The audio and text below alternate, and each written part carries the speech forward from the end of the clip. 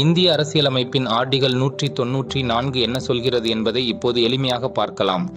மாநில சட்டமன்ற உறுப்பினர்கள் தங்களின் கடமைகளை எவ்வித அச்சமும் தடையுமின்றி எங்களுக்கு வழங்கப்பட்டுள்ள சிறப்புரிமைகளை பிரிவிலேஜஸ் பற்றி பேசுகிறது. சட்டமன்றத்திற்குள் உறுப்பினர்களுக்கு பேசும் சுதந்திரம் உண்டு. இது சாதாரண குடிமக்களுக்கு உள்ள பேச்சுரிமையை விட ஆர்டிகல் 19 சற்று கூடுதல் பாதுகாப்பு கொண்டது. ஒரு உறுப்பினர் சட்டமன்றத்தில் எதை பேசினாலும் அல்லது எந்த தீர்மானத்திற்கு ஆதரவாக எதிராக வாக்களித்தாலும் அதற்காக அவர் மீது எந்த நீதிமன்றத்திலும் வழக்கு தொடர முடியாது. சட்டமன்றத்தின் அதிகாரத்தின் கீழ் வெளியிடப்படும் எந்த ஒரு அறிக்கை, ஆவணம் அல்லது வாக்கெடுப்பு முடிவுகளை வெளியிடுபவர் மீதும் நீதிமன்ற நடவடிக்கை எடுக்க முடியாது.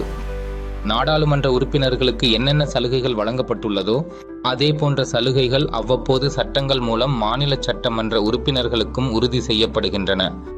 சட்டமன்றத்தில் பேசுவதற்கும் நடவடிக்கைகளில் கலந்து கொள்ளவும் உரிமையுள்ள அட்வொகேட் ஜெனரல் போன்றவர்களுக்கும் இந்த 194வது பிரிவின் கீழ் பாதுகாப்பு வழங்கப்படுகிறது.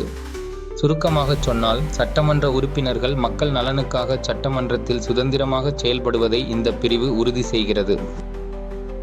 Like, comment, share and subscribe for other articles of Indian Constitution. பதில் கண்டுபிடிக்க ரொம்ப கஷ்டமா இருக்கு. இத பயன்படுத்து. லா ஃப்ரெண்ட் சாட். நீங்க ஈஸியா படிக்கலாம்.